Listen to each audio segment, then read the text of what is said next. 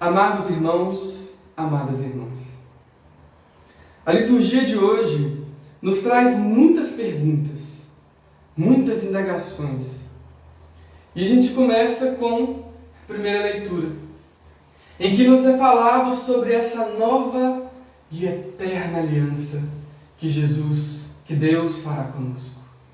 E nessa leitura é recordada a primeira aliança que Deus faz com o seu povo, quando Ele tira da escravidão do Egito e dá a terra prometida.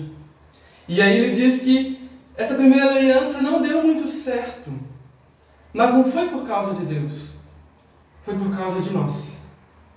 Fomos nós quem quebramos a aliança. E aí, quando Deus decide fazer a nova e eterna aliança, que é a aliança de Jesus, esta aliança dá certo. Porque esta aliança não depende da nossa parte para ela existir. Deus faz uma aliança da parte dele para conosco, de sempre cuidar do seu povo, de sempre nos ajudar, nos proteger e nos salvar. E é por isso que essa aliança é eterna, porque ela depende unicamente de Deus. E isso nos leva a uma maturidade de fé, de perceber que nossas ações, que nossos gestos não podem ser em prol de uma troca para com Deus, de querer a salvação, de querer algo, mas simplesmente porque é nossa vocação fazer o bem. É nosso dom, e não porque Deus nos dará algo em troca. Por isso essa aliança é eterna. Mas aí, meus irmãos, nós chegamos ao Evangelho. E nesse momento nós vemos uma primeira afirmação, que eu acho que é a afirmação que às vezes nós trazemos nos nossos corações, que é quando se diz: gostaríamos de ver Jesus. Quantas e quantas vezes, num momento de dor, de sofrimento, eu acho que esse momento específico no Brasil é onde mais pessoas se encontram nesses momentos de dor e de desespero, nós não falamos dentro do nosso coração: precisamos ver Jesus. Precisamos fazer essa experiência de Jesus para conseguir forças para passar por esse momento. E aí eu te digo, meus irmãos, felizes somos nós, porque o temos junto de nós. Que não tenhamos a imagem de um Deus distante, porque Deus caminha com o seu povo. Quando nós falamos isso, que queremos ver Jesus, às vezes nos faltam os olhos abertos para ver o Deus que habita no nosso lar. O Deus que nos fala pelo nosso irmão. O Deus que nos fala pela simplicidade das coisas. Que nos pede, que clama, às vezes que grita em meio à dor. E às vezes também no meio da dor a gente pede: cadê esse Jesus que cuida de mim, que me salva? Porque eu estou no meio da dor, estou no meio do sofrimento, não sei o que fazer. E às vezes a gente reza a Deus pedindo: Senhor, muda esse momento na minha vida, muda essa dor na minha vida. Mas às vezes Deus não muda a dor, às vezes Deus nos muda a partir da dor. Porque Ele nos ensina, Ele nos quer maduros na fé. É aí que está o centro da nossa espiritualidade, de um Deus que nos transforma. Ele não nos quer imaturos. Imagina se Deus atendesse tudo o que a gente pedisse. Nós ficaríamos tão frágeis. Olha, por exemplo, um pai e uma mãe que faz tudo o que a criança pede. Quero tal coisa, o pai vai dando tudo. Chega um momento que a criança não consegue lidar bem com o mundo, não sabe lidar com o não sabe lidar com as coisas. Claro que isso não é uma apologia, não estou defendendo o sofrimento. Mas já que o sofrimento está aí, e ele não é posto por Deus, que nós possamos com Deus passar por ele. Porque esta é a função que nós trazemos para a nossa fé. De apesar das dores, apesar das dificuldades, ter a força que vem de Deus para atravessar esses momentos. É o que nos dizia São Paulo: quando sou fraco, é então que sou forte. É nesse momento que a gente percebe que a gente passa por alguns momentos, não porque a força vem só da gente, mas porque a força vem de Deus. Às vezes, quando a gente olha para trás, a gente vê momentos tão difíceis, Momentos de tamanha dor que a gente pensa, como é que eu consegui passar por aquilo? Como é que eu consegui superar aquele momento?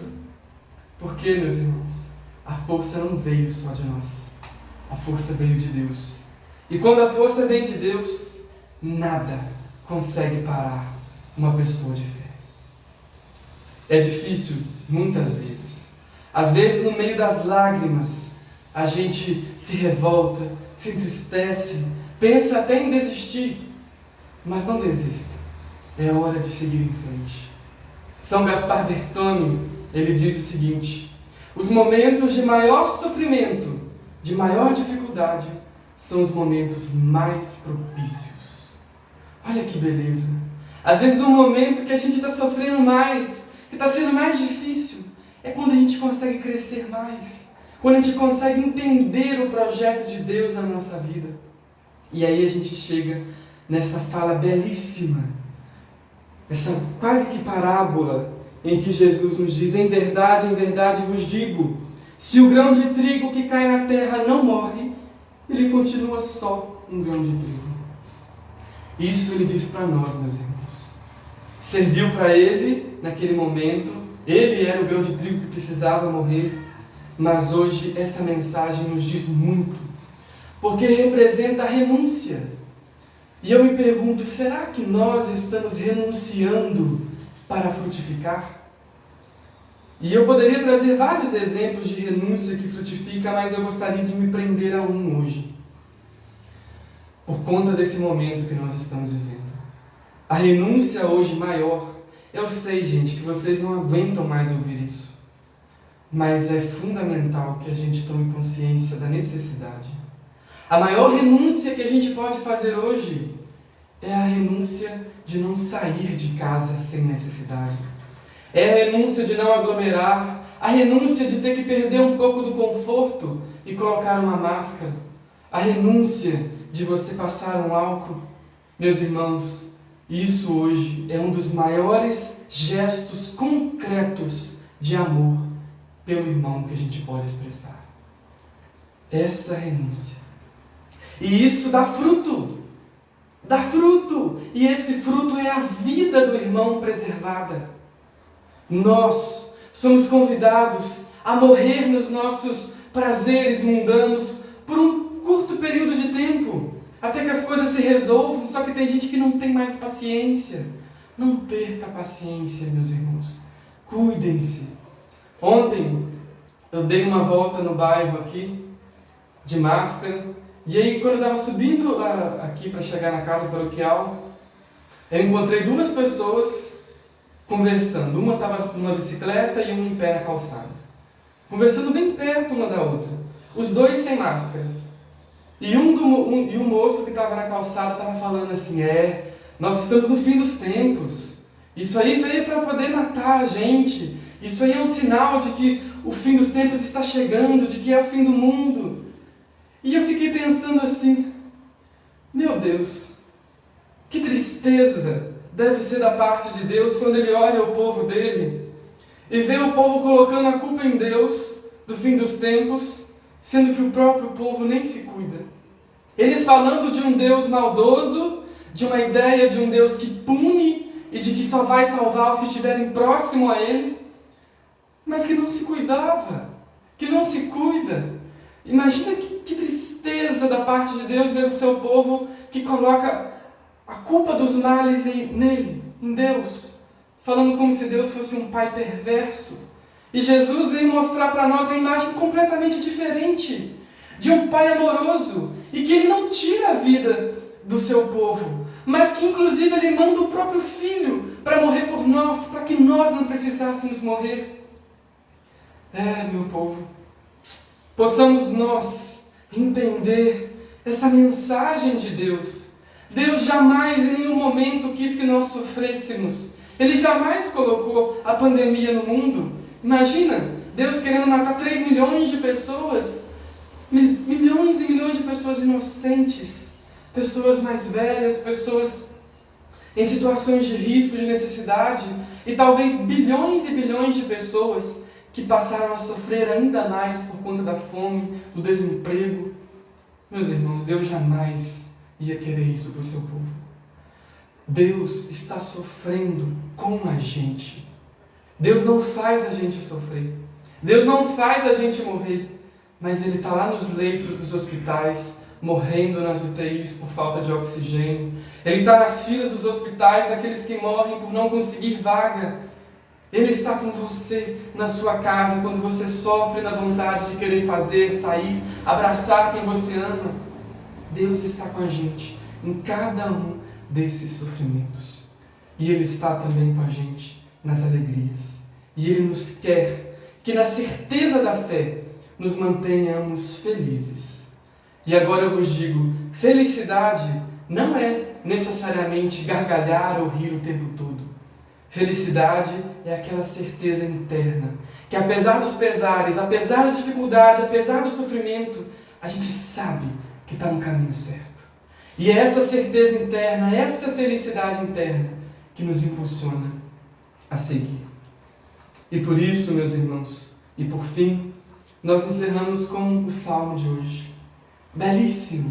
Um salmo penitencial, que nesse momento de Quaresma nos retoma e nos recorda a olhar para dentro de nós mesmos, a olhar para nossas limitações. E ele diz, logo no início do Salmo, tende piedade, ó meu Deus, misericórdia, na imensidão de vosso amor purificai-me. Lavai-me todo inteiro do pecado e apagai completamente a minha culpa. Meu irmão, minha irmã, transforme esse momento que você está vivendo difícil, nesse momento de você ir olhando para si, ressignificando as suas falhas, os seus pecados. Já que não há muito o que fazer, que possamos nos construir enquanto pessoas, que possamos nos integrar enquanto ser humano. E talvez é hora também de nós estarmos atentos a como o nosso coração se abre para o irmão. Porque a gente pede muito a Deus para Ele olhar por nós, nos perdoar, nos acolher. Mas será que a gente tem feito assim para com nossos irmãos? Será que temos acolhido nossos irmãos na mesma medida? Que nós possamos, meus irmãos, olhando o outro, jamais deixar de sentir a dor do outro. Ontem mesmo conversava com o Padre Messias, a gente falava assim, em Brumadinho morreram 300 e tantas pessoas, e a gente lembra com muita dor, e claro, está certíssimo. Só que tem dias no nosso país que 3.000 pessoas morrem por causa do Covid, e a gente já está anestesiado por esse sofrimento. As Torres Gêmeas, que morreram um pouco mais de 3.000 pessoas, a gente lembra, anos e anos a fio, a gente lembra 11 de setembro, né? E aqui? E o nosso irmão que morre aqui do nosso lado? E as 3.000 pessoas por dia que estão sendo ceifadas injustamente. Por isso, peçamos a Deus, elevemos a nossa prece maior a Deus, para que nos ajude a continuar seguindo o caminho. E meus irmãos, não tenha medo de renunciar, não tenha medo de ser esse grão que morre para frutificar. Às vezes é difícil, mas se o grão de trigo escolhesse não morrer para frutificar, nós jamais poderíamos provar do pão da vida, do pão dos céus. Então, não tenha medo. Morra nas coisas que você pode, nas coisas que você pode renunciar e frutifique. E esse fruto, eu não tenho dúvida nenhuma, que vai ser a vida. A vida na fala mais concreta possível de se dizer do seu irmão que sofre hoje por falta de comida, por falta de leito, por falta de condições de saúde.